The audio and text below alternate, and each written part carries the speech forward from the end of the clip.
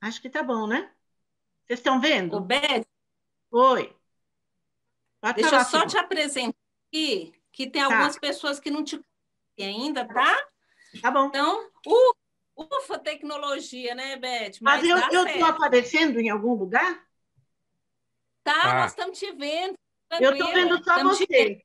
Eu estou vendo só você, eu não É, estou vendo as pessoas. é porque o seu formato deve estar aparecendo assim, quem fala aparece, mas a gente está te vendo tranquila aqui. E eu vou acompanhando daqui também, É tá? verdade que as outras vezes que eu faço palestras, fica do lado as pessoinhas, sabe? Assim, eu já dei bastante aula assim, com o Zoom, e aqui não, aqui só fica uma pessoa. É curioso, mas tá bom.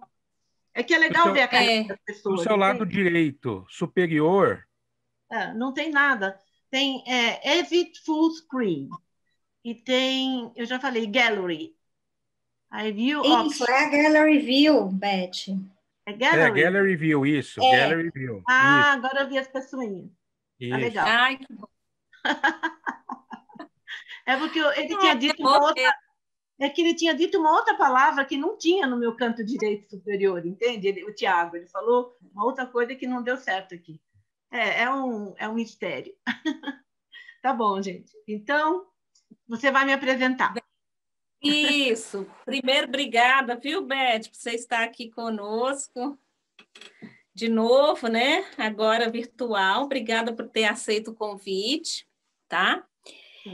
É, a doutora Elizabeth Zimmermann, ela é psicóloga formada pela USP, licenciada em dança moderna pela Universidade Federal da Bahia, mestre e doutora em saúde mental pela Unicamp, analista junguiana pelo Instituto de Zurique, livre docente do Instituto de Artes da Unicamp e atualmente diretora de ensino do Instituto de Psicologia Analítica de Campinas, tá?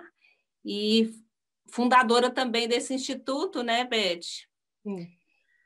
É fundadora Fica à da vontade, JB, da da JB e do JB SPAC. também. Mas eu sempre acho que é tanta coisa para colocar nos currículos, que aí eu achei Mas que se aí eu você sou. vai falando com a gente aí, tá? Vai contando um pouco mais de você. É, Obrigada, é uma honra para a gente ter você aqui, tá?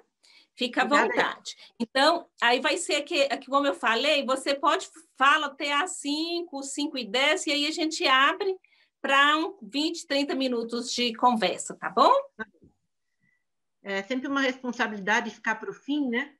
Porque as pessoas já estão meio cansadas e aí a gente tem que fazer elas ficarem interessadas. Eu vou fazer o possível, mostrar alguns desenhos. Depois da apresentação do Luiz, fica difícil, né? A gente competir com alguns desenhos que são de imaginação ativa, né? Eu gostei muito da apresentação de todos, mas eu fiquei bastante sensibilizada pela apresentação do Luiz, com as pinturas dele, com a referência ao Kandinsky, e foi muito, muito rico. Ele falou uma coisa que eu quase quis falar naquela hora, que ele disse que ele não mistura, né, o trabalho artístico dele com o trabalho terapêutico, né? E realmente eu entendo isso para uma pessoa que é artista.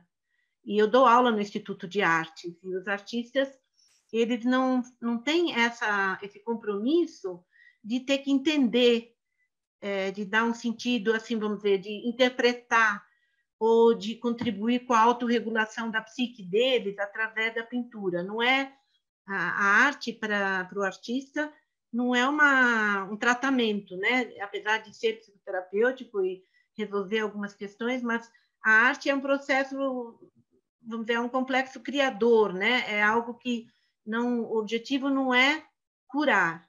E nesse sentido também eu entendo que a arte-terapia não é um processo artístico, é um processo que usa técnicas expressivas para dar um espaço de vazão, de expressão para complexos psíquicos, né, psicológicos, né?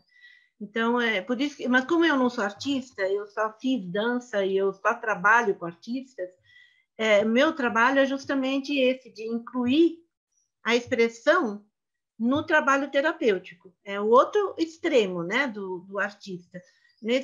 Semana passada, eu participei de uma banca de mestrado lá na Unicamp, em que a Emilene, né, a pessoa que estava defendendo a dissertação, ela estava tentando fazer um paralelo entre a criação do artista e as técnicas expressivas, como a imaginação ativa.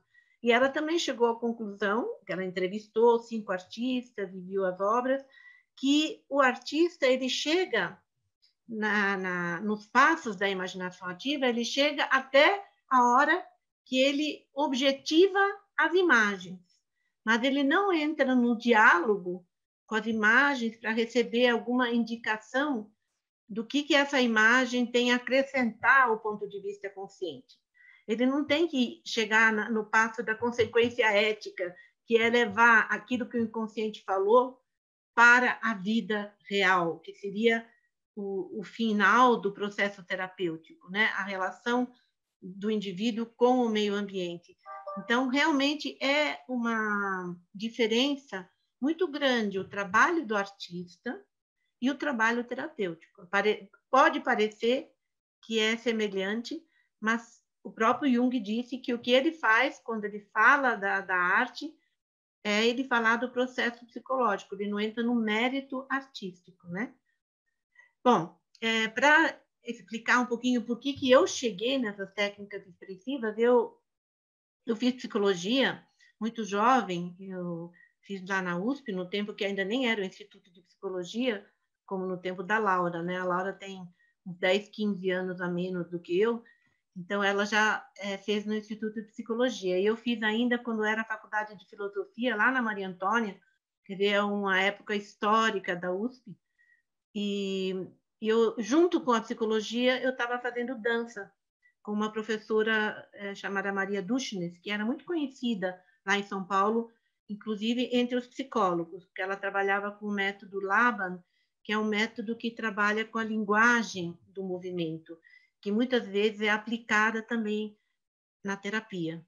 Então, desde o começo, eu já estava fazendo, paralelamente ao curso de psicologia, eu já estava fazendo, particularmente com a Maria Duchnes, a dança. Eu era muito nova, tinha 18 anos. Aí, com 22, eu me mudei, eu tinha acabado de fazer a licenciatura, eu me mudei para a Bahia e fui fazer o curso de dança com um professor alemão, Rolf Kellerski, que foi uma época que as artes estavam em grande desenvolvimento na Bahia. Muitos artistas famosos de teatro fizeram os cursos naquela época. O reitor era um reitor, Edgar Santos, que prestigiou muito as artes. Foi um período, assim, os anos 50 e 60, uma parte dos anos 70. E eu fui para lá e deixei a psicologia. Eu não queria mais fazer psicologia, eu queria só fazer dança. E fiquei 10 anos trabalhando só com dança, com Rolf Kellerski, trabalhando com crianças, adolescentes e adultos, desenvolvendo uma metodologia que depois eu descobri que tinha tudo a ver com o processo de individuação, um processo de integração psíquica.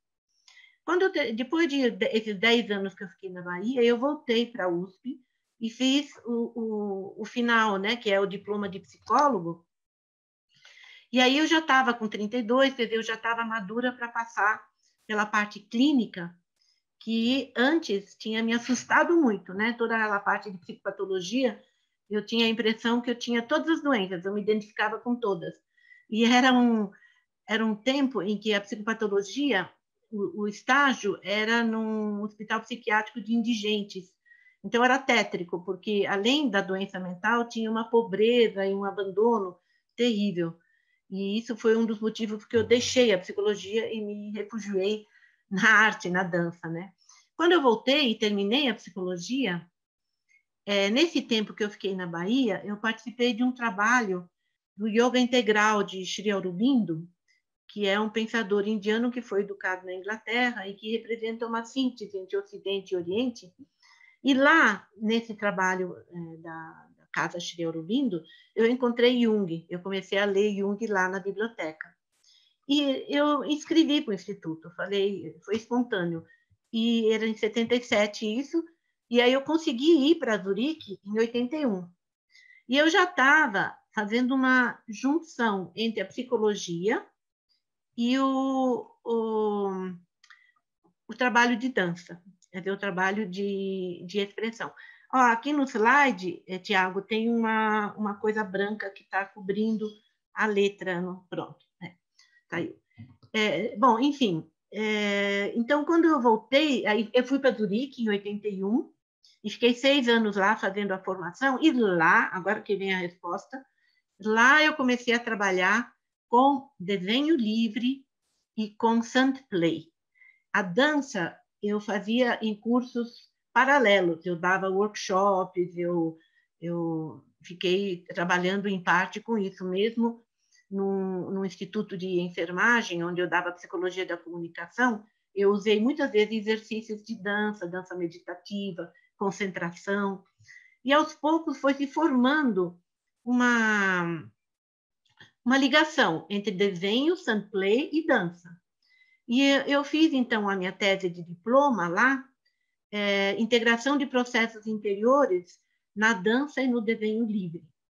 E nesses anos que eu fiquei em Zurique, eu frequentei 2 seminários que me ajudaram muito a integrar essa abordagem expressiva.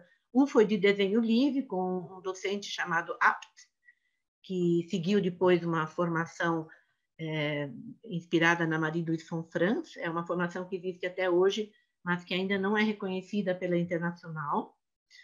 E eu fiquei anos com ele. E a gente simplesmente olhava desenhos e falava o que vinha e depois ficava sabendo do caso. Então, foi um treinamento muito intenso durante anos, de 15 em 15 dias. E, além disso, eu frequentei seminários com a Dora Kaus, que era também fora do Instituto, e era de Sandplay.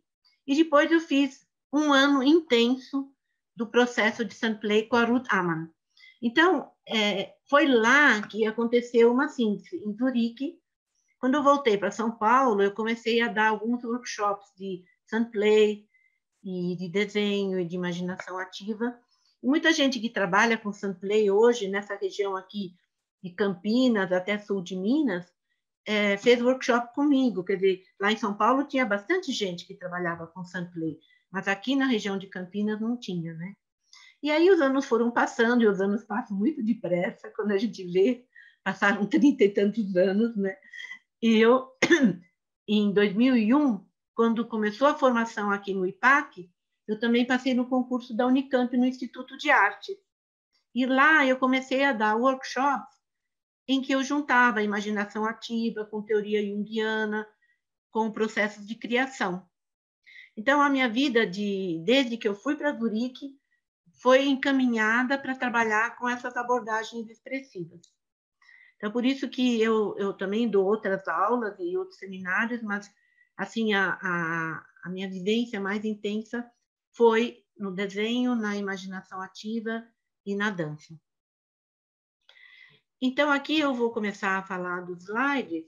A abordagem terapêutica da análise junguiana inclui, então, além da interpretação simbólica dos sonhos e das imagens interiores, que podem ser objetivados através de várias técnicas expressivas não verbais, como a imaginação ativa, o desenho livre, a dança criativa e meditativa, inclui também o jogo na areia e os contos de fada. É outra atividade que eu também desenvolvo com bastante intensidade, que é a relação com os contos de fada. A análise verbal é associada a essas técnicas, essas modalidades, que, em parte, são metodologias e não só técnicas, que compreendem uma maneira de abordar o paciente, né?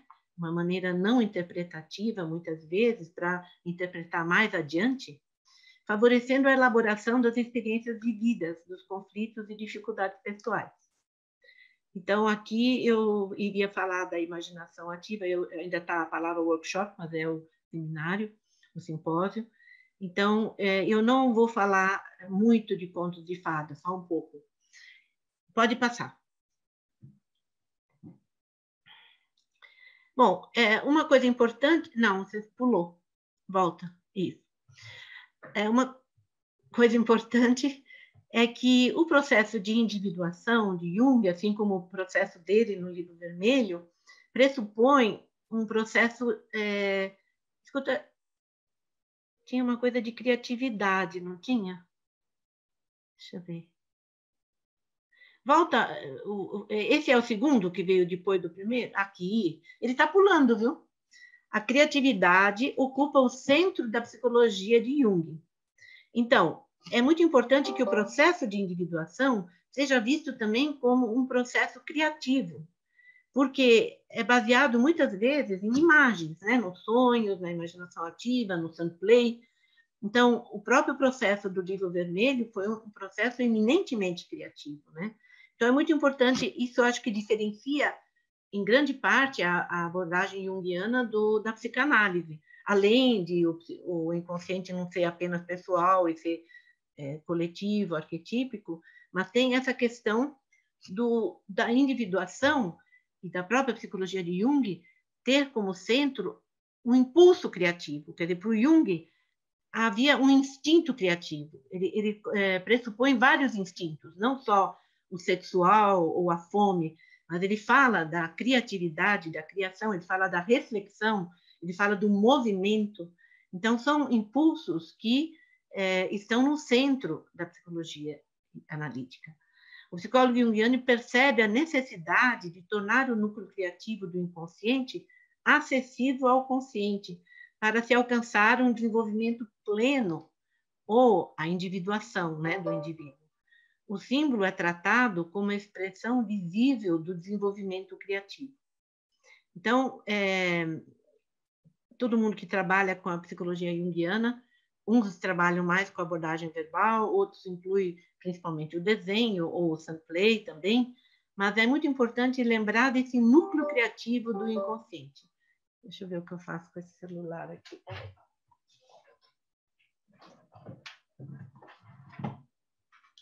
Bom, pode passar. A individuação é vista como um processo de diferenciação. A diferenciação tanto da consciência coletiva quanto do inconsciente coletivo, né? A especificidade e a singularidade de uma pessoa deve se manifestar durante o processo de individuação, ao mesmo tempo que a torna próxima dos outros seres humanos. Então, isso é uma característica da abordagem junguiana, que não é, o processo de individuação não é solitário, ele é em contato com o mundo.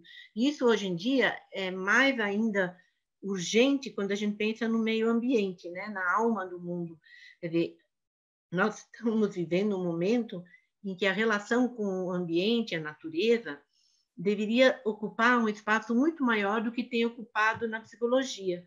E nós temos hoje uma disciplina que chama ecopsicologia, e que nós temos, então, estudado e observado como é importante a ecologia interior, quer dizer, os nossos motivos, os nossos impulsos, e a ecologia exterior, quer dizer, a relação com o mundo. É um sistema único. Nós fazemos parte do mundo, nós fazemos parte do meio ambiente.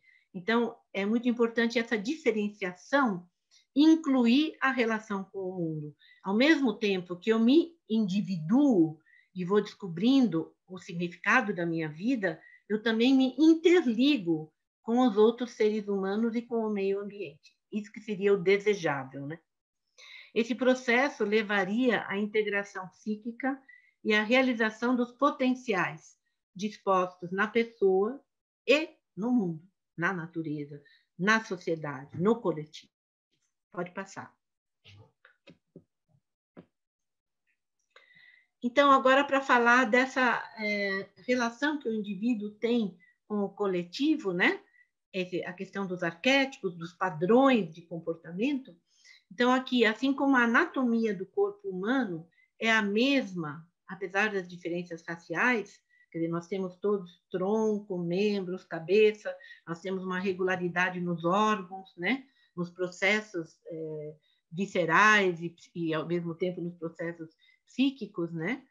Então, quando a gente estuda os complexos, a gente percebe que o núcleo dos complexos são temas arquetípicos e o que está em volta do núcleo é a casca, é a vivência que a gente vai tendo em relação a esse núcleo arquetípico, né? Então, do mesmo jeito que nós temos uma anatomia igual, também na psique temos um substrato comum, que ultrapassa todas as diferenças de cultura e de consciência, mesmo que essas diferenças sejam muito importantes e têm que ser levadas em conta, né? Então, nós temos um inconsciente cultural, que foi definido pelo Henderson, né? E outros autores. Eu dei Jung falando, né? Ele deu o nome de inconsciente coletivo a esse substrato que é comum a todos os seres humanos. Não consiste somente de conteúdos aptos a se tornarem conscientes, mas de predisposições latentes a reações idênticas. O tema mãe, o tema perigo, o tema guerra, o tema amor. Quer dizer, existe uma predisposição latente em cada ser humano de ter reações análogas ou idênticas em relação a certos temas. Isso o Jung já estudou no próprio experimento de associação, mas a gente vai descobrindo isso nos contos de fada, nos mitos e nos sonhos. Também nos desenhos e nas pinturas e nas esculturas. É a expressão psíquica da identidade e da estrutura cerebral, independentemente das diferenças raciais. Esse fato explica a analogia e a desidentidade dos temas mitológicos, dos contos, das narrativas mitológicas e dos símbolos. Então, nós temos uma predisposição, que seria, a gente costuma dizer que o arquétipo, ele é a forma, ele é o leito seco do rio. E quando ele se atualiza nas imagens arquetípicas, nos símbolos, aí entra, então, o rio, a água do rio, e toma as formas que são singulares. Pode passar. Tal como o corpo representa uma espécie de museu da história filogenética, com o psíquico dá-se o mesmo. Não temos razão alguma para supor que a estrutura peculiar da psique seja a única coisa no mundo que não tem qualquer história, além de suas manifestações individuais. Então, aí ele está falando justamente de ultrapassar o inconsciente pessoal e abrir o horizonte para as manifestações coletivas do inconsciente. É impossível negar que a nossa consciência tenha uma história que abrange cerca de 5.000 anos.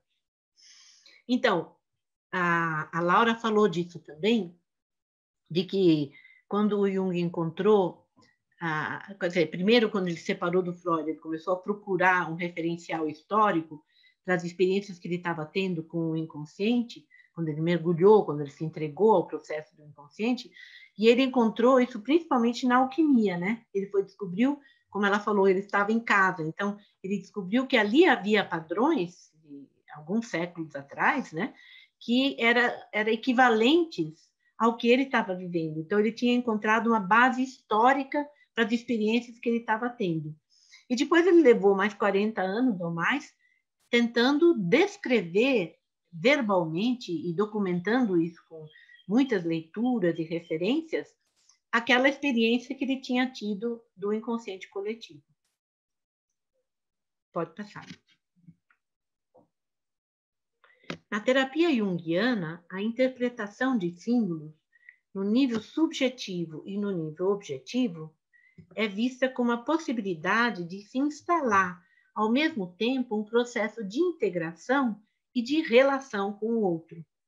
Não apenas o desenvolvimento da autonomia, mas também um melhor relacionamento entre os homens. Então, aqui tem algumas coisas, né? O nível subjetivo é, por exemplo, quando a gente interpreta as figuras de um sonho, ou de um mito, ou de um conto que a pessoa escolhe, como sendo parte da psique do sujeito. E quando é no nível objetivo, é quando aquela figura que aparece no sonho tem a ver com a própria realidade concreta da pessoa que sonhou ou que escolheu o conto de fada, né? Então, esse processo de integração é justamente quando o material inconsciente é integrado na consciência.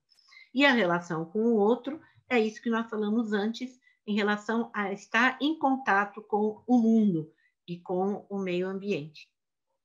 Então, essa integração psíquica, ela vai produzindo uma certa autonomia do eu, né? Do sujeito da psique consciente, porque enquanto você não tem um mínimo de autoconhecimento e de integração psíquica, você fica sujeito ao jogo dos complexos. Quer dizer, nós somos não uma personalidade, nós somos múltiplas personalidades. E muitas vezes o complexo tem autonomia e o eu sofre a influência do complexo.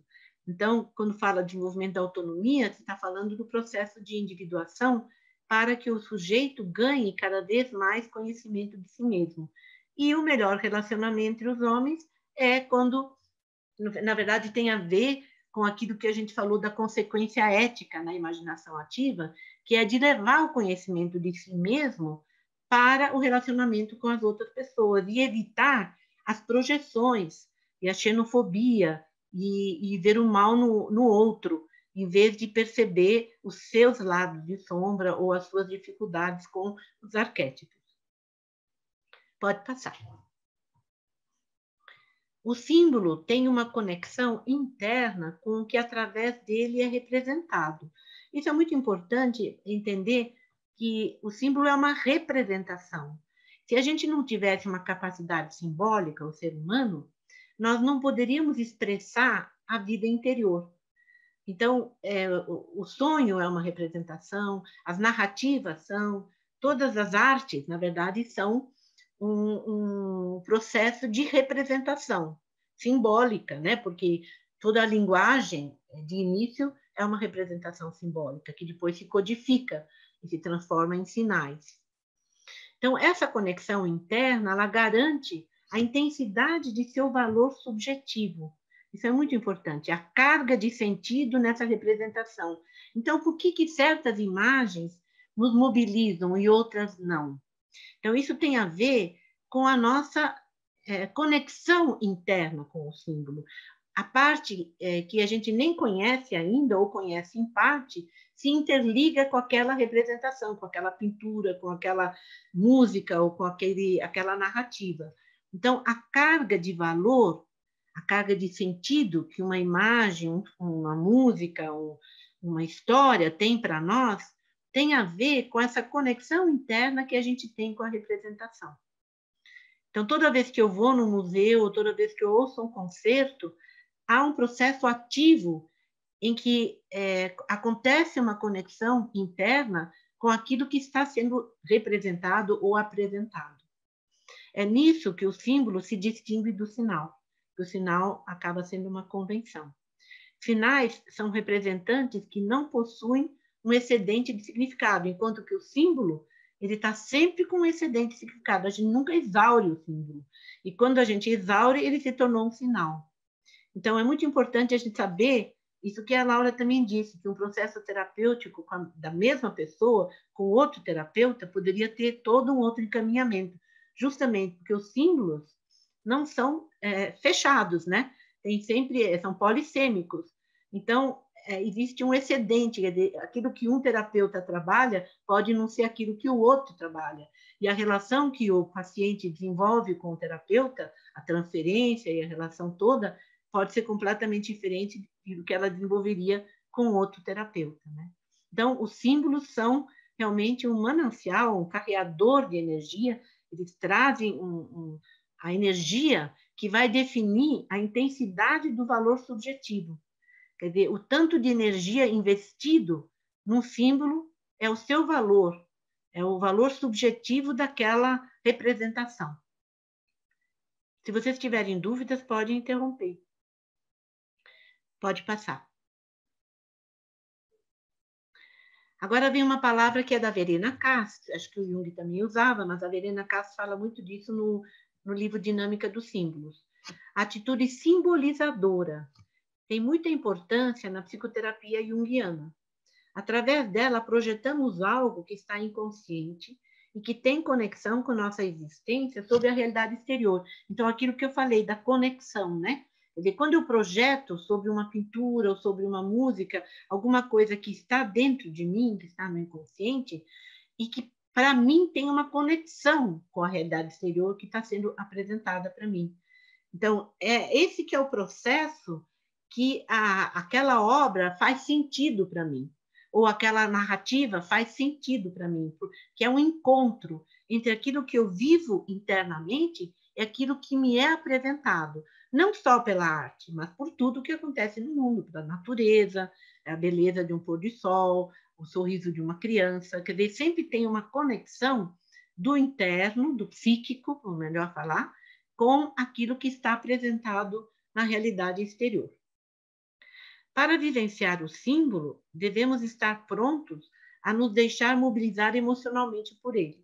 Então, é muito assim, toda vez que a gente entra numa exposição, numa galeria, no museu, muitas vezes a gente passa meio rapidamente e não consegue ainda se mobilizar emocionalmente para aquilo que está exposto.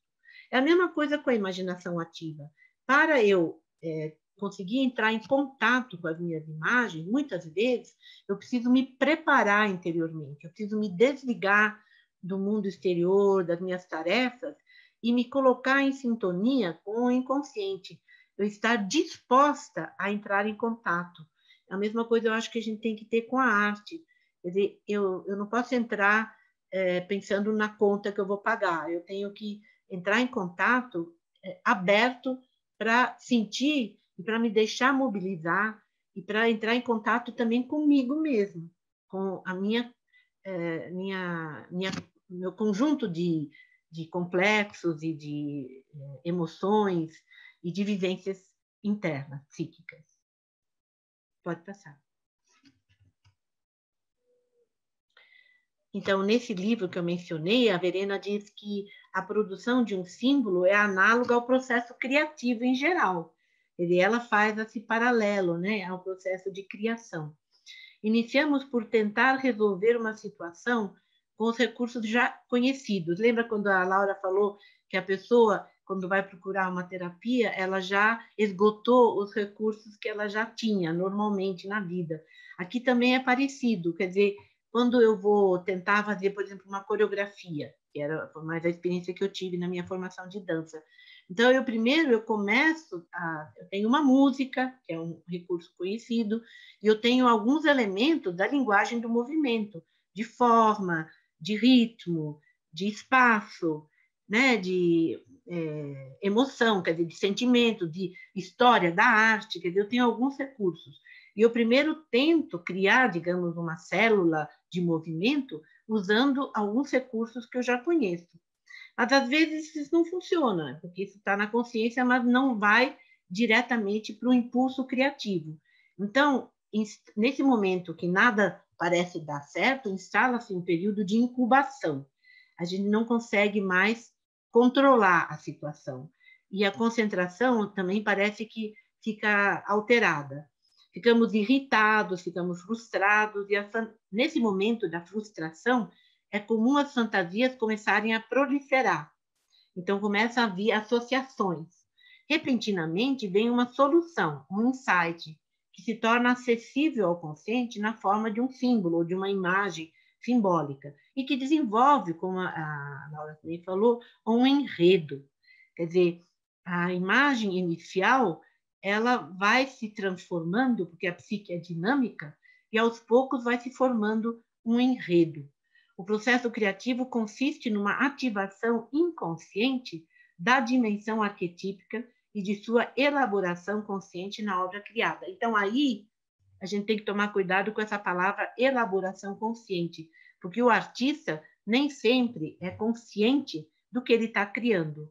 Mas depois que ele criou, às vezes, ele se debruça sobre a obra e vai adquirindo alguma consciência.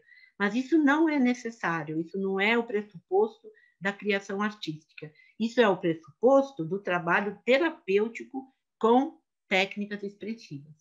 O diálogo com aquilo que o inconsciente nos apresentou. Por exemplo, na imaginação ativa, depois que aconteceu o enredo, a pessoa objetiva, ela faz um desenho, ou ela pinta, ou ela dança, ou ela faz uma pequena escultura, e aí ela dialoga com essa objetivação. Ela pergunta: o que você tem para me dizer? E aquilo é um processo real, tão real quanto a realidade concreta. Então, vem uma resposta. Mesmo que a resposta seja minha mesma, eu que perguntei, vou receber uma resposta. E aí, essa informação que o inconsciente me passou, eu vou levar depois para a vida, e é isso que ele chama de consequência ética. Quer dizer que eu integro essa informação para a minha vida, na minha vida.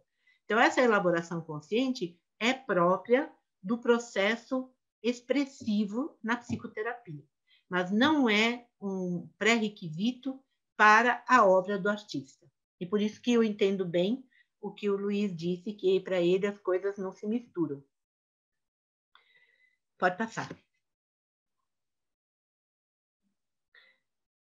O homem possui muitas coisas que ele nunca adquiriu, quer dizer, que são pressupostos dentro dele, que ele herdou, entre aspas, dos antepassados. Quer dizer, como isso se transmite, até hoje não se sabe. Possivelmente, as neurociências têm algumas respostas, mas o problema é que nem sempre as neurociências dialogam com os terapeutas que trabalham com processos criativos. Ainda é uma coisa separada, né? Então, fica uma coisa cerebral. Mas se o Jung, na época, tivesse o acesso ao que as neurociências sabem hoje, ele possivelmente teria tido um pouco mais de explicação para essa transmissão dos padrões arquetípicos. Por enquanto, nós também não sabemos. O que nós sabemos é que a gente não nasce uma tábula rasa. Nós não nascemos uma tábula rasa. Aí faltou alguma coisa, apenas nasceu inconsciente. Aí está faltando alguma formulação. Quando a gente... Ah, sim, é isso. Quando a gente nasce inconsciente. A gente ainda está dentro do Uroboros, quer dizer, não existe consciência ainda, né? A gente nasce com pressupostos, mas a gente não tem consciência deles. A gente traz consigo sistemas organizados que estão prontos a funcionar numa forma especificamente humana, quer dizer, vão se atualizando sistemas, isso a gente vê muito quando o Piaget fala do desenvolvimento da inteligência, né? Mas tem sistemas que já são pressupostos, pelo menos para algumas linhas de psicologia. Isso se deve, segundo Jung, a milhões de anos de desenvolvimento humano. Então, existem potenciais, existem pressupostos que vão se atualizar ou não, a depender de como a vida do indivíduo e do coletivo se atualiza, né? Como que isso vem para a consciência, né? Como essa interação de consciente e inconsciente vai se dar.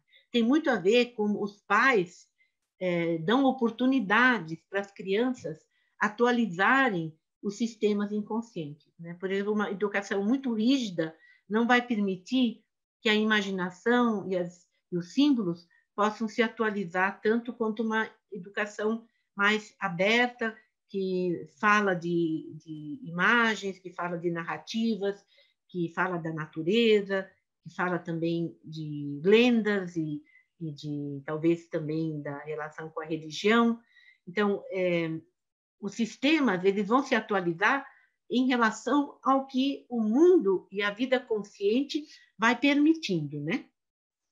Da mesma forma como o instinto dos pássaros de migração e a construção do ninho nunca foram aprendidos ou adquiridos individualmente pelos pássaros, também o homem traz do berço o plano básico de sua natureza, não apenas da sua natureza individual, mas da sua natureza coletiva. Então, nós temos que prestar atenção também qual é esse plano para o coletivo. Nós sabemos que hoje nós estamos vivendo uma grande crise no coletivo e o individual sofre com isso. Mas, assim, tem muita gente que só quer que depois da pandemia tudo volte ao normal.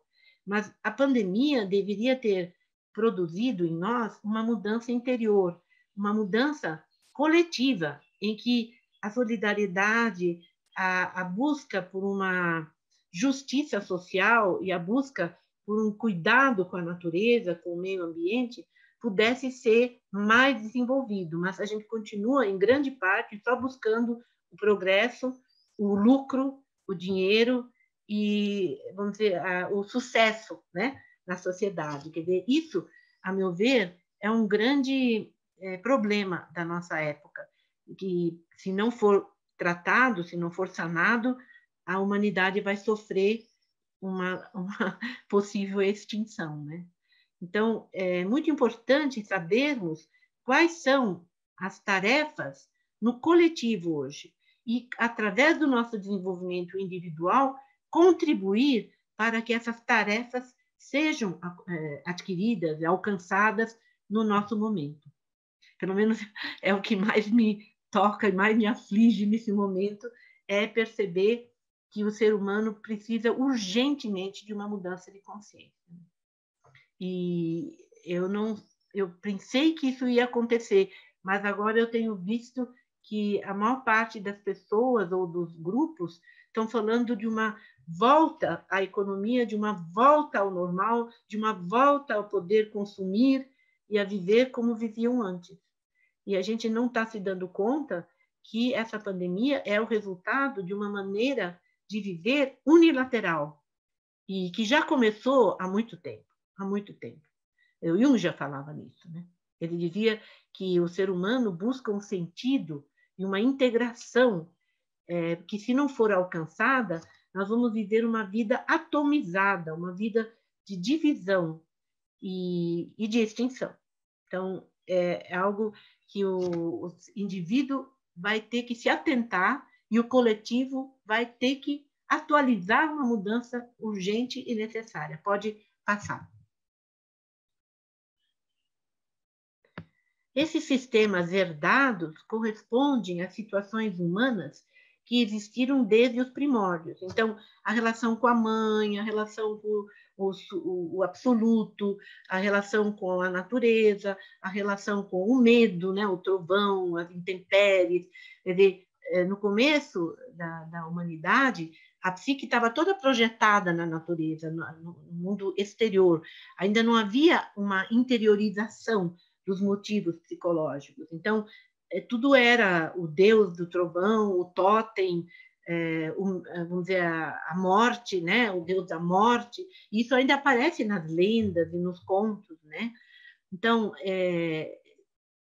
quando eu falei aqui que esses sistemas correspondem a situações humanas que existiram desde os primórdios, é uma coisa que o homem arcaico ele ainda vive em nós, né?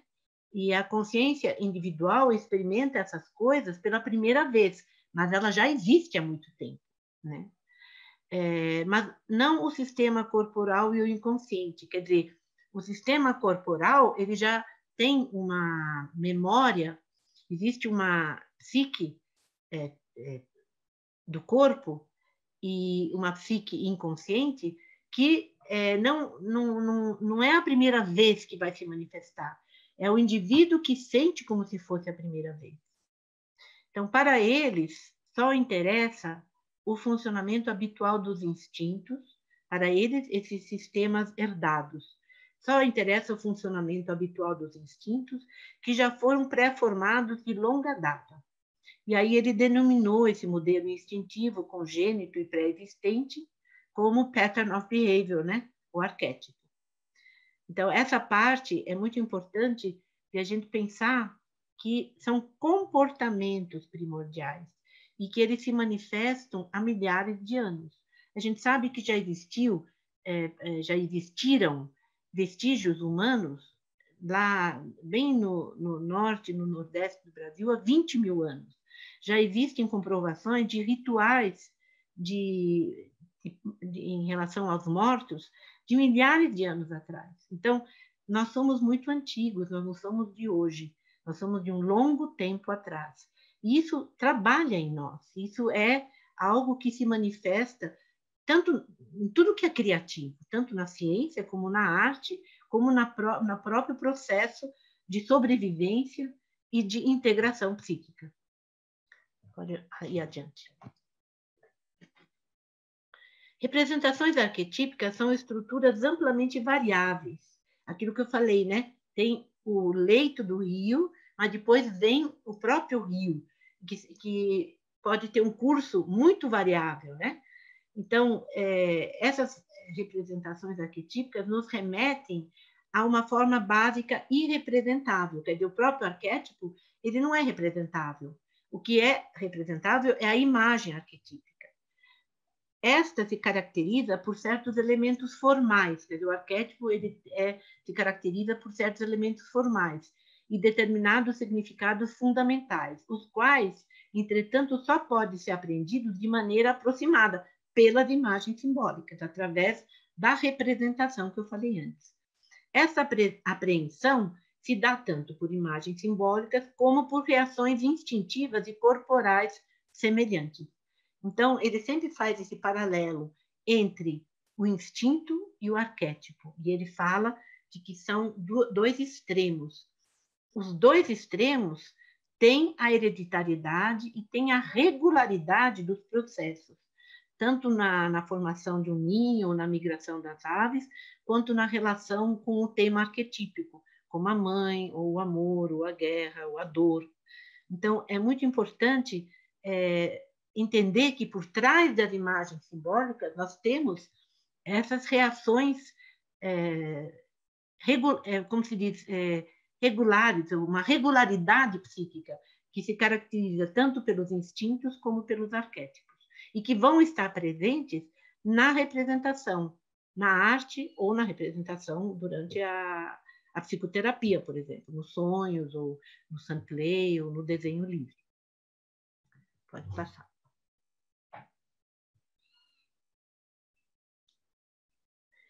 Aqui tem uma citação. Enquanto formas típicas de apreensão, os arquétipos são padrões de percepção e compreensão psíquicas comuns a toda a humanidade. Então, formas típicas de apreensão, que é aquilo ligado ao fenômeno, né? À experiência. Então, é através dessas formas típicas de apreensão que nós entramos em contato com a realidade, com tanto ela interna quanto externa, né? Esses padrões de percepção e compreensão psíquica que nos vêm através da psique objetiva, né? Da psique do inconsciente coletivo. Pode passar.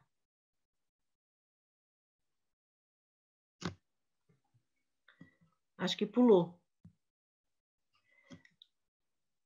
A individuação. Isso. A individuação é um alvo, quer dizer, na verdade é uma hipótese de trabalho, né? Nós trabalhamos com essa hipótese de que há um processo de integração gradativo em que os potenciais são atualizados e em que aquilo que está predisposto em nós vai se integrando na consciência. Individuar-se é tornar-se si mesmo, quer dizer, é o caminho do ego para o self, né? É ampliar o ego cada vez mais e integrar cada vez mais do inconsciente coletivo.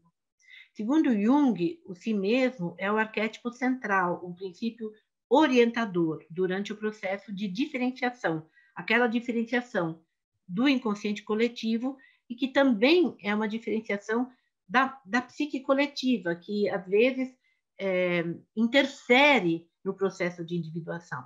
Quando a gente pensa em ditaduras, por exemplo, né? Durante o nazismo, eu tenho certeza que muitos processos criativos foram interrompidos, porque a psique coletiva, a consciência, né, coletiva, ela impunha uma direção no desenvolvimento humano, que durante muito tempo, de certa forma, impediu uma criatividade individual. Em qualquer processo, no comunismo também, no fascismo, o comunismo, no islamismo, quando ele é muito fanático, todas as imposições de sistemas anulam a criatividade individual. E quando o si mesmo tem a chance de se expressar, ele produz o que a gente chama de autorregulação da psique, que é ter um equilíbrio entre a consciência e o inconsciente coletivo, e produzir uma espécie de... não é uma homeostase fixa, mas é um equilíbrio, um estado de equilíbrio que logo em seguida vai se romper e vai haver uma nova busca de equilíbrio, né? Então, a psique é muito dinâmica, nós estamos num constante processo de integração e de perda do equilíbrio. E aí busca-se de novo esse caminho, né? Que é o caminho que o Edinger fala de alienação e inflação. São os dois extremos. Entre a alienação e a inflação, nós temos o caminho de integração psíquica, e que vai acontecendo ao longo da psicoterapia, seja ela verbal, seja ela com processos criativos e expressivos. Pode seguir. Durante o processo de imaginação ativa, que é um dos recursos expressivos, é favorecida a emergência de imagens do inconsciente para dialogar com seus conteúdos conscientes e a transpor posteriormente essa experiência para o cotidiano. Esse processo ocorre muitas vezes durante vivências de relaxamento, concentração e expressividade. Quer dizer que muitas vezes a gente nem está falando de imaginação ativa, mas o processo está ocorrendo. Eu dei um curso de imaginação ativa no sábado, dia 17, faz uma semana, e eu sempre dou primeiro uma vivência de relaxamento, um exercício de relaxamento. E as pessoas depois me falaram que durante o relaxamento já vieram muitas imagens, e as pessoas já estavam num diálogo com o inconsciente, né? Então, em processos de relaxamento, às vezes de meditação e de concentração e expressividade, esse processo vai se iniciando, mas se constitui também, as imagens, quando elas estão dentro de um método, a gente chama de imaginação ativa, que foi o método que o Jung criou quando ele se deixou cair no inconsciente e vivenciou o que está nos cadernos negros, que vão ser lançados agora no dia 6 e 7 de novembro, e que depois resultou no livro vermelho, né?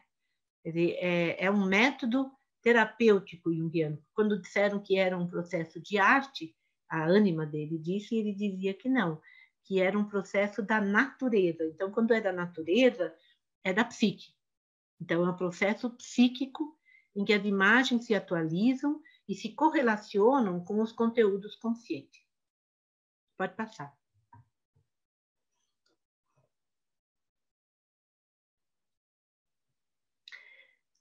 A imaginação, isso é uma fala da Verena Castro, desde sempre foi um espaço de liberdade, isso que ela diz, e que, em princípio, não pode ser tirado de ninguém. Quer dizer, mesmo que a gente esteja preso, que a gente esteja doente, as imagens elas estão à disposição da psique. E nessa vivência da imaginação, nós temos tanto eventos passados, como eventos futuros que são vivenciados no momento, no presente. Por outro lado, o espaço vivencial torna-se, na imaginação, uma realidade simbólica, deixa de ser apenas um mundo concreto, mas se torna uma realidade simbólica, um espaço intermediário entre o mundo interno e o mundo externo. Para que a imaginação seja útil, quer dizer, possa servir ao processo de integração psíquica do ser humano, ela deverá estar sempre conectada ao mundo real, ao mundo concreto, tanto quanto ao mundo psíquico. Da união fértil entre esses dois domínios pode nascer uma realidade que os transcende, que vai além do mundo concreto e do mundo psíquico e vai criando e ampliando novas possibilidades de vida. Quer dizer, é a função transcendente, né? Quando nós temos os aspectos polares ou a dinâmica dos opostos, há uma gestação, como no processo de criação artística também, há uma gestação, e essa gestação cria um terceiro elemento que ultrapassa as polaridades. E essa gestação, que no artista vai redundar numa obra de arte, para nós vai redundar em algum insight, em alguma percepção nova da nossa realidade, ampliando o nosso ponto de vista consciente. Que nós, de alguma forma, nós nos enriquecemos, houve uma amplificação do nosso ponto de vista consciente. Pode continuar. Bom, então, a gente está falando das imagens, na imaginação ativa, e aí eu digo que o trabalho prático com as imagens referidas dar-se-á através de recursos criativos, quer dizer, eu posso usar a dança, por exemplo, meditativa, que são exercícios de movimento lentos e concentrados, ou eu posso usar o desenho livre, as narrativas, né, os contos de fada, eu também posso usar o jogo de areia, o surf play, e para mim eles são vistos como modalidades da técnica da imaginação ativa, porque em todos esses recursos, primeiro emergem imagens e depois, ou ao mesmo tempo, acontece a objetivação, a linguagem expressiva. Então, isso não é todo mundo que concorda. Tem gente, por exemplo, que diz que o Sunplay não tem nada a ver com a imaginação ativa. Mas, para mim, no momento que a pessoa vai fazer o cenário, ela está deixando vir as imagens e, ao mesmo tempo, ela está objetivando. Enquanto que na imaginação ativa são sucessivos os momentos. Primeiro tem o momento da imaginação e depois vem o momento da objetivação, da expressividade. Então, mas eu acho que a ligação entre imagem que emerge e objetivação, quer dizer, criar algo, está em todas essas abordagens, tanto na dança, quanto no desenho, quanto na relação com as narrativas e no Sunplay. Pode passar. Aí eu vou falar um pouquinho da dança. Quando eu fui para a Bahia, naquele tempo não se falava ainda em dança contemporânea, se falava em dança moderna. A dança moderna, ela se diferencia, começa com a Isadora Duncan, por não usar sapatilha, por não usar o tutu, né, aquela roupa típica de bailarina, por usar roupas quaisquer, quer dizer, o figurino pode ser livre, né? E os movimentos usam as possibilidades de movimentação que o corpo tem, as possibilidades expressivas, mas também fisiológicas, né? Por exemplo, o que um braço é capaz de fazer? Ele flexiona, ele gira, ele tem um movimento de rotação e de circundução. O joelho, ele flexiona, ele alonga.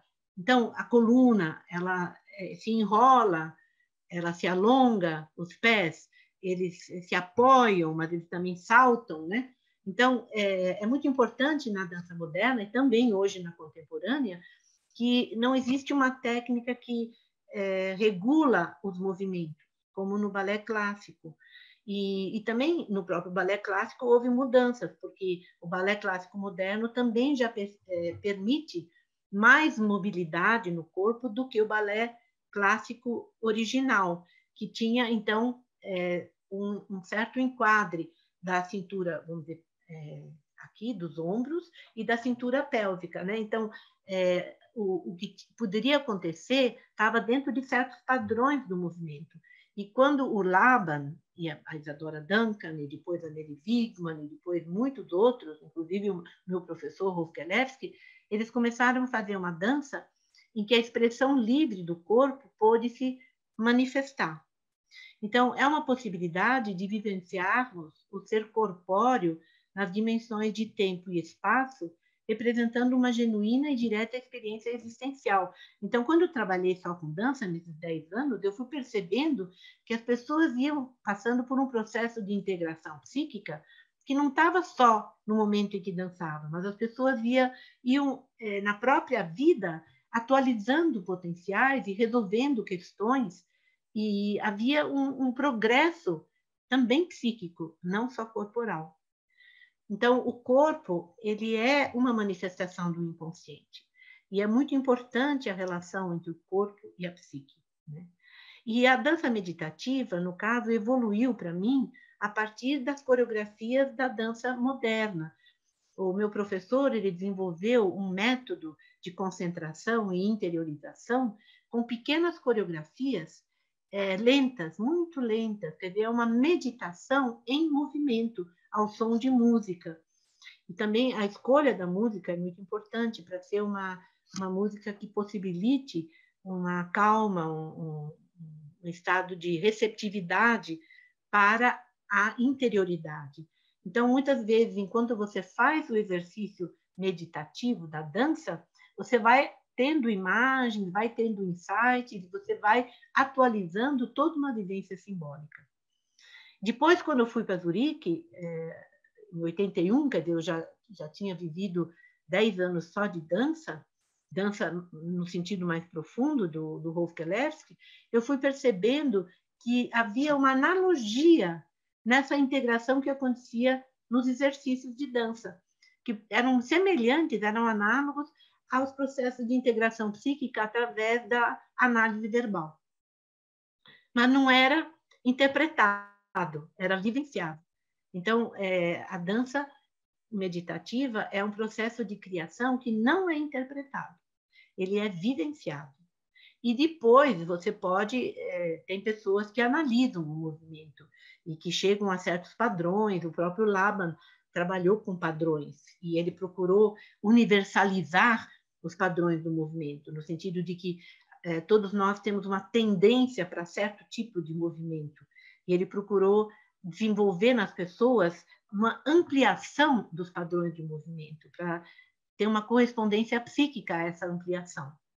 Mas, assim, quando eu trabalho com a dança, eu ofereço um exercício e cada um tem uma experiência singular, e eu não procuro interferir nisso. É uma vivência singular, tanto no corpo quanto nas imagens. A conscientização corporal é buscada através de uma integração harmoniosa de movimentos elementares. Quando falo elementares, são aqueles movimentos possíveis no corpo. Fechar, abrir, alongar, rodar, circundução, saltar, se arrastar, quer dizer, os movimentos possíveis, básicos do corpo humano. E esses vão sendo ordenados em exercícios. E através também do uso disso que eu falei agora, as possibilidades orgânicas do corpo, né? Então, vai se criando uma técnica que não é necessariamente uma técnica fixa, mas uma técnica que se organiza em torno de movimentos básicos, poderíamos até chamar arquetípicos. A música e o movimento combinam-se numa única vivência, durante a improvisação livre e a realização dos exercícios de concentração. Então, toda vez que eu dava workshops disso, as pessoas diziam: ah, isso é bioenergética, isso é biodança, isso é não sei o quê. Eu dizia: não, é uma evolução da dança moderna, quer dizer, é um trabalho de dança que foi aos poucos percebendo a dimensão psíquica de integração que tem na dança meditativa, né? Então, durante anos, eu trabalhei com improvisação e com exercícios de concentração. Ultimamente, eu não tenho mais dado esses workshops. Eu estou mais concentrada na imaginação ativa, no sound play e no desenho livre. E também nos contos de fada. Pode ir adiante. Então, aqui, o corpo, a gente entende que seja uma realidade simbólica, cujos significados precisam ser desvendados, né? Tem um livro do Conger que fala o corpo como sombra, e ele fala da relação da bioenergética com a psicologia junguiana. Então, no corpo, existem muitos significados que ficam ocultos, porque o corpo ainda, em muitos momentos, é um tabu. Então, é necessário desvendar a realidade simbólica do corpo. Quer dizer, isso ajuda a amplificar o ponto de vista consciente do indivíduo. Para quem se dispõe a pesquisar e a se ater às mensagens que o corpo expressa, elas são fontes inesgotáveis de dados proveitosos no trabalho pedagógico e terapêutico. Pode ir adiante. Ô, Beth, Oi. Só situar no tempo, a gente tem mais 10 minutinhos, pode ser? Nossa Senhora, eu ainda ia apresentar 6 slides da segunda apresentação. Assim, a gente está programando de terminar às 5h30. A gente pode também ir até esse horário, mas só que aí não dá para a gente abrir um pouquinho para... Não, eu vou pular esse slide, então. Pode pular esse.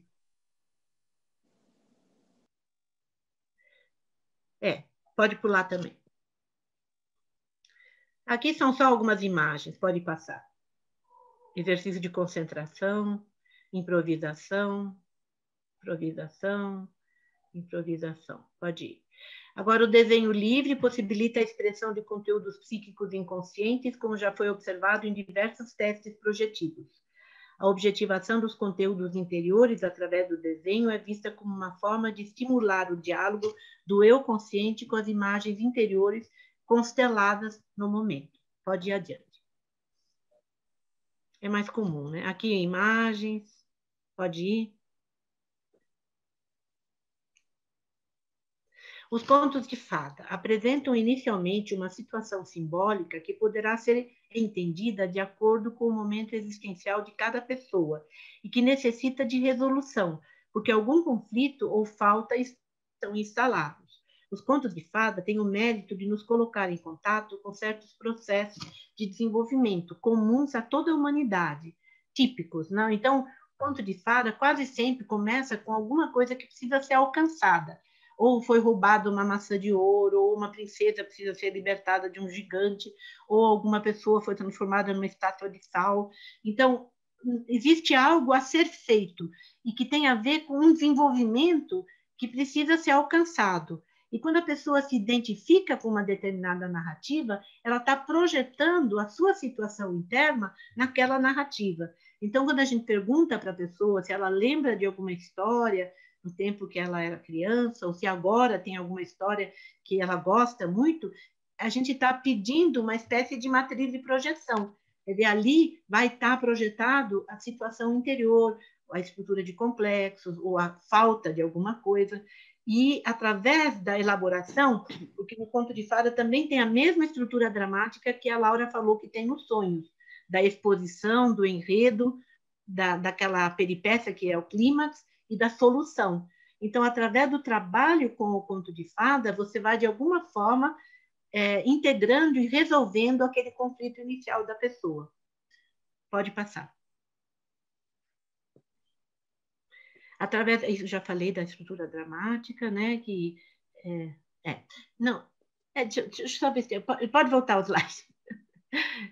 Só quero ver se tem alguma coisa. Entrar em contato com nossos próprios processos interiores, a cada momento específico da vida. É porque o conto, ele varia, né? Quando a gente é criança, aquilo marca naquela estrutura daquele momento. Mas quando a gente atualiza no momento atual, pode ter um significado além daquele que era da identificação da criança, né? Então, é muito importante conseguir trabalhar com as narrativas. Pode passar e mostrar a imagem. Aqui nós temos a Bela e a Fera. É um desenho que fala um pouco dessa relação muito importante. Não sei se vocês já viram o filme A Bela e a Fera, do Jean Cocteau. É um filme antigo, em branco e preto, que mostra como a relação entre a Bela e a Fera vai transformando os dois. Não é só a Fera que é transformada. À medida que a Bela se relaciona com a Fera, ela vai se tornando mais forte. E ele, à medida, a Fera, vai se tornando mais suave. Então, acho que esse desenho expressa isso bem. Pode passar.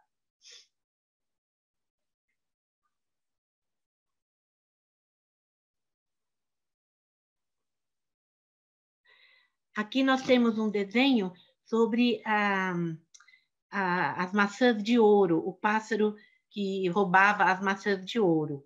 É um conto que eu não vou poder falar agora, senão não dá tempo, mas é um conto bem interessante porque ele se realiza em 3 etapas. Então, são 3 irmãos, são 3 conquistas, né? Ele tem que trazer o pássaro que roubou a maçã de ouro, ele tem que trazer o cavalo, o alazão, o cavalo branco, e ele tem que trazer a princesa. E aí os 2 irmãos mais velhos falham, e o mais jovem, que é em geral o mais ingênuo, acaba conseguindo trazer todas essas conquistas. E o psicopompos, aquele que guia o processo, é uma raposa. Então, é muito interessante ver como nos contos tudo é animado, né? As plantas, os animais, e o self está representado na raposa. Pode passar. Aqui é uma lenda indiana, Savitri, que é a relação da princesa Savitri com a morte. Esse de vermelho é o Yama, o deus da morte, que veio buscar a alma de Satyavan, o príncipe. Eles eram casados e ela sabia que a morte iria vir. E ela se preparou espiritualmente para esse momento e ela segue o deus da morte para o reino da imortalidade, e ela consegue, através da sabedoria dela, reaver a alma e trazer o marido de volta. Pode passar. Bom, o Sunplay. Então, é um termo criado por Dora Kauf para diferenciar sua técnica da técnica do mundo de Margaret Lowenfeld. Ambas se referem à técnica de usar miniaturas numa caixa rasa, parcialmente preenchida com areia. Então, além do jogo do mundo, que era a Margaret Lowenfeld era uma psiquiatra infantil, ela usava areia em miniaturas, a Dora Kauf uniu o seu background junguiano, trazendo a transferência. E ela enfatizou a importância do espaço livre e protegido. Então, os pacientes, tanto crianças quanto adultos, eles têm um contato com o inconsciente através das miniaturas e da criação dos cenários. E, junto com isso, vem a expressão de experiências pré-verbais e energias bloqueadas. Então, é um trabalho que se une à técnica verbal. Então, você pode trabalhar... Antigamente tinha terapeuta só de Sunplay, mas hoje, em geral, quem é terapeuta de Sunplay também pratica a terapia verbal. E o mais importante é também que a mão, como representante do corpo, cria os cenários, não é a cabeça, não é o ego. Em geral, é o self que se expressa através das mãos e podendo usar também a areia seca e a areia molhada. Então, quando é seca, fica mais sutil, mais espiritual, e quando é molhado, você pode moldar e pode virar uma coisa mais tônica, né? Mais voltada para o terreno, para o concreto do nosso mundo. Pode ir adiante. Então, aqui tem as dimensões, né? Que essa bandeja de areia, ela corresponde ao ângulo de visão de uma pessoa, ela fica a uns 70 centímetros do chão, como se fosse uma mesa, e tem essas dimensões de 49 e 72 por 7 de profundidade, e em geral é pintada de azul por dentro, para que a gente possa projetar a água, ou às vezes até o céu, nesse fundo. E aí eu já falei das duas caixas, que podem ser de areia seca e outra de areia úmida. Vocês veem que eu estou correndo agora, né? Então, vamos adiante. Então, esse setting da caixa de areia, que serve para construir cenários, ele tem à disposição uma grande variedade de figuras em miniatura, e elas representam uma amostra de tudo que existe no mundo natural e também sobrenatural, divindades, seres que não existem, vamos dizer, no mundo concreto. E a variedade e qualidade dessas miniaturas corresponde à escolha pessoal do analista, né? Então, nenhuma coleção é igual à outra. Então, tem uma história que coincide com o desenvolvimento pessoal e profissional do terapeuta. Pode passar. Em sua prática clínica, a Dora Kauf percebeu que o efeito dessa expressão era a ativação de energias regeneradoras e curativas, enfatizando a conexão entre o self inconsciente e o ego consciente, resultando na restauração do funcionamento natural da psique. Sua premissa básica era de que a psique pode ser estimulada a mover-se para a frente de uma maneira significativa e curativa. Então, além de ser uma ampliação de consciência, é também um processo curativo. E isso é baseado na premissa do Erich Neumann, de que, às vezes, aquilo que não foi conseguido no começo da vida, quando o self corpóreo se desenvolve na conexão com a mãe, com o self da mãe, isso pode ser reativado dentro da bandeja de areia, dentro desse vaso terapêutico, junto com a criação dos cenários. É como se houvesse uma regressão criativa para construir uma integração psíquica dentro do cenário. Pode continuar. Então, aqui tem alguns cenários, né? Vocês veem, a Ruth Amann, ela desenvolveu toda uma relação com a simbologia do espaço, ela fala dos quadrantes, ela fala das diagonais, ela fala do centro. Então, o que está no centro ou é o atual, ou é o referente ao eu, a personalidade central. Mas o mais importante nela é que ela não interpreta cada cenário como a gente faz com os sonhos.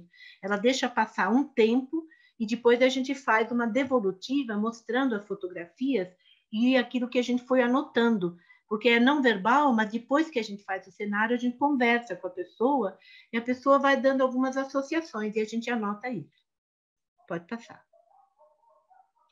Aqui tem outro cenário, vocês veem como é diferente, né? Lá tudo simétrico, aqui é mais central, né? Tem miniaturas de vários materiais, de papel machê, aqui é de borracha, de seringueira, esse homem da direita aqui, quer dizer, da esquerda, né?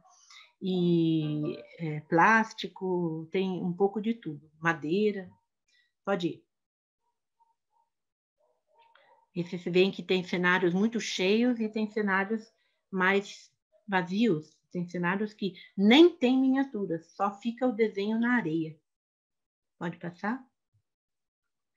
Então, aqui tem, isso faz parte do livro do Sunplay, da Dora Kaufman, mas isso vale para todas as abordagens expressivas. É do Stewart, né? E ele fala, brincando novamente como uma criança, com toda a seriedade de uma criança, ao brincar, o adulto revive memórias perdidas, libera fantasias inconscientes e, no correr do tempo, constela as imagens de reconciliação e inteireza do processo de individuação. Então, a gente tem que lembrar que o Jung, quando ele teve a crise dele de separação do Freud, ele começou a construir, no jardim dele, na beira do lago, ele começou a construir cenários. Na verdade, ele já estava fazendo o Sunplay, mas ele estava fazendo isso para acessar de novo a dimensão criativa da psique dele, porque depois daquele rompimento havia um bloqueio, ele não tinha referências para criar uma nova atitude, um novo sistema de desenvolvimento na psicologia. Então, essa coisa do brincar, do lúdico, o Schiller, poeta alemão, também fala como é importante o processo lúdico no desenvolvimento humano. Então, o brincar é o criar. E a criança, ela está muito próxima do inconsciente, e ela consegue expressar o inconsciente de maneira muito mais espontânea. Então, para nós, quando estamos bloqueados, ou quando estamos em conflito, ou sofrendo, o se deixar de novo inspirar pelo lúdico, pelo espiritual, pelo ritual também, aquilo que a Laura falou, do ritual, né? Porque não deixa de ser um ritual quando você faz um jogo, você tem as regras, ou você obedece a certas consistências da areia ou do tamanho da miniatura. Quer dizer, todas essas técnicas expressivas, elas também têm um aspecto ritualístico, e, como tal, elas marcam uma passagem de um estado psíquico para outro. Pode passar? Então, todas essas modalidades que eu apresentei, que foi a imaginação ativa, o desenho livre, a dança meditativa, o Sunplay, a relação com os contos de fada, todas elas oferecem recursos para a busca do autoconhecimento e da conexão, da ligação entre consciência e inconsciente, prevendo um processo natural de crescimento em direção à individuação. Quer dizer, existe uma possibilidade de caminhar, de crescer em direção à individuação, também através das modalidades expressivas. E, em geral, o que é muito bom é quando as modalidades expressivas e a abordagem verbal se complementam. Aqui eu acho que eu acabo, deixa eu ver, não tem mais nada. Tem uma bibliografia que eu posso deixar depois aí com vocês. E eu queria dizer que naqueles outros slides, já acabou agora, né, Simone? Acabou o tempo. Só queria dizer que é muito importante quando a gente trabalha... Não é esse, né? Aqui era o outro, mas não precisa, não vou mostrar aquele slide. É muito importante sempre levar em conta o contexto. Então, o contexto de uma pessoa vivencial é fundamental para eu poder trabalhar com as imagens que são expressadas. E isso não acontece, por exemplo, no processo de arte. Quando eu vou olhar, eu não estou sabendo da biografia do artista. Eu não quero nem saber, quer dizer, eu estou aí para me deixar mobilizar, e vai ter aquela conexão com a minha estrutura de complexos, com a minha vivência interior, que vai atribuir um valor simbólico à obra artística. E o artista não tem nenhuma obrigatoriedade de querer entender a obra dele. Agora, quando a gente trabalha com as técnicas expressivas, assim como, por exemplo, com a imaginação ativa, a gente não fica só na contemplação das imagens, mas a gente também procura dialogar e apreender algum significado simbólico que possa enriquecer a nossa consciência. Quer dizer, integrar na consciência é um objetivo para as técnicas expressivas. Então, obrigada. Ai, que ótimo, Beth. Dá vontade de ver tudo, né? De ficar mais um tempo aí. O tempo passa rápido, né? Quando a gente pensa que estamos começando, hoje de manhã já estamos aqui, acabando. Muito bom te ouvir novamente, assim, muito rico, né? Você faz uma explanação vasta aí dos vários recursos expressivos que podem ser utilizados na clínica, né? Na psicologia analítica. Eu não vou conseguir abrir para muitas perguntas, mas se alguém quiser fazer um comentário rapidinho, alguma contribuição, dá um tempo aqui, uns 5 minutinhos a gente consegue. Alguém quer trazer alguma colocação? Alguma contribuição? Eu nem percebi que eu falei 1h30. Mas passou muito rápido mesmo, nem eu percebi. Agora que eu estou percebendo aqui. É que aqui não tem agora o reloginho, né? Falta 2 minutos, ou 4, não sei, o meu está adiantado. Ninguém quer perguntar nada? Professora Elizabeth, Luiz Humberto, tudo bem? Tudo bem. Prazer em falar com a senhora. É só um comentário assim acerca dessa questão da diferença mesmo do fazer artístico, né, e do uso da expressão artística como dentro de um processo terapêutico, né, que eu acho que essas coisas realmente são distintas, né, porque muitas vezes o fazer artístico, a arte em si, ela não tem e não deve ter essa preocupação de elaboração. Se fosse assim, o Van Gogh não teria tido tantos surtos e tantas crises como ele teve, né? Mas, ao mesmo tempo, assim, eu fico sentindo um pouco da minha experiência, até gostaria de falar um pouquinho disso, né? Da minha experiência fazendo, né? Não sei se talvez seja o momento que eu viva, né, atualmente. Para mim é de uma grande integração, assim. E eu estava pensando aqui que a psicologia junguiana me ajudou muito, assim, a dar voz a muitos deuses dentro de mim, né? Então, eu gosto de ser psiquiatra, gosto de ser terapeuta, gosto de andar de bicicleta, gosto de muita coisa. Então, essas coisas parece que quando você tem em muitos altares, vamos dizer assim, parece que quando você está com aquele Deus, vou chamar assim, né, nessa metáfora aí, do Deus da arte, por exemplo, aquilo é vivido numa intensidade, é como se você estivesse em oração realmente para aquele Deus, naquele momento. E isso, lógico que essas orações, para que elas não sejam repetições, né, como a gente antigamente fazia com o latim, precisa ser vivenciado, né? Então, eu acho que é isso que me parece importante, assim, né, que cada um desses altares que a gente vive, né, cada um desses deuses que a gente cultua na vida, no sentido das nossas experiências, que eles sejam vividos com intensidade, né, e com alma, né? Talvez é uma expressão nesse sentido. Seja a dor, né, mas que tenha um envolvimento de alma, para que essa coisa bonita esqueci quem fala isso, mas se você não integra, você ou aliena ou infla, né? Ou você vive na inflação, na alienação. Edinger, isso. Então, era só um comentário nesse sentido. Não, mas é que eu de jeito nenhum disse que não era integrativo, quer dizer, a integração ocorre, e aí é individual, é singular, quer dizer, você ainda fez uma formação, quer dizer, você teve a etapa pré-formação, em que você era artista, e criava e não estava preocupado não sei se não estava preocupado, mas não era um objetivo interpretar. E depois você fez uma formação e, de alguma forma, isso estimulou o teu processo criativo de novo. Mas eu tenho certeza que, tanto na primeira etapa quanto na segunda, houve vivência interior e houve integração. Eu só fico enfatizando porque a abordagem psicanalítica da arte contempla a obra artística como um sintoma.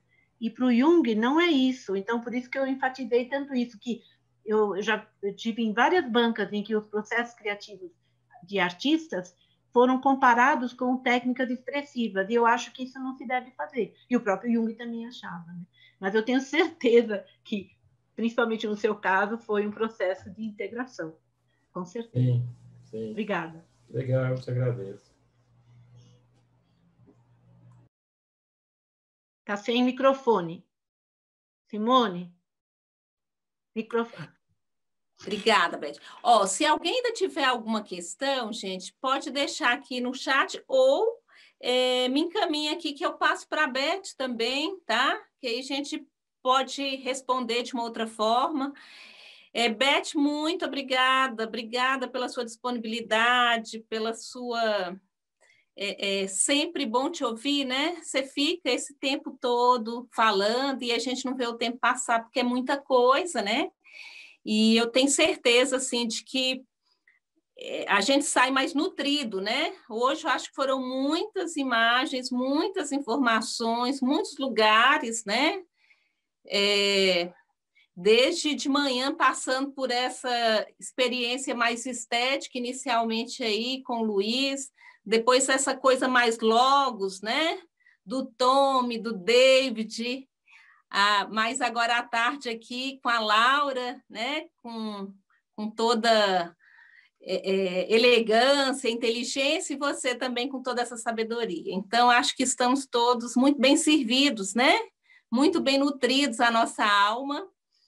E quero agradecer aqui o Espaço Criar, a Maria Augusta, que coordena o espaço, a Amanda, que fez o folder, que ajudou na divulgação, o Tiago aqui no suporte, e o Espaço Solares com a Célia, tá? O nosso espaço aí de promoção dessa especialização desse curso. A gente avisa que estaremos começando uma nova turma de especialização em fevereiro de 2021. As inscrições já estão quase aí, eu acho que a partir de semana que vem ou a outra, a gente vai estar divulgando, que a gente abre aí para inscrições de quem quiser continuar nesses estudos aqui. Tá bom? Muito obrigada. Eu acho que tem só uma mensagem aqui para a gente falar. O pessoal está agradecendo. Pedindo o e-mail da Beth, eu vou deixar aqui para vocês, tá? Vou escrever aqui. Foi maravilhoso esse tempo precioso, foi muito enriquecedor para mim como aluna de graduação, parabéns a todos.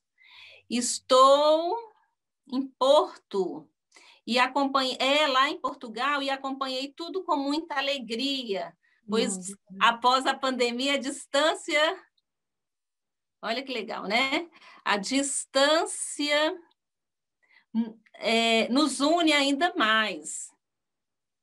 Ok. Gente, eu vou pedir só para todo mundo, né? Assim, ligar a câmera, se possível, para a gente tirar uma foto para registro. A Rúbia também agradece.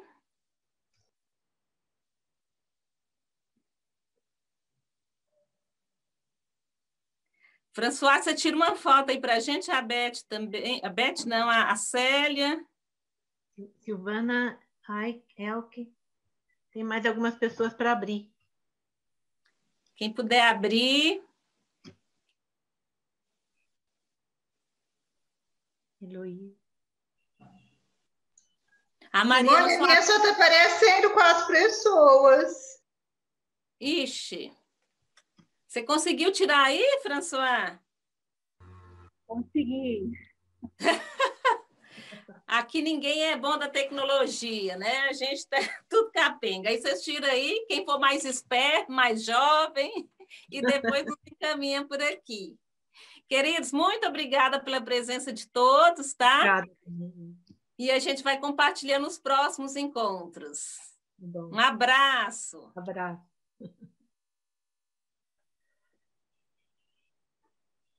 Eu vou deixar o e-mail da Beth aqui para quem quiser, tá? Tchau, tchau. Tchau.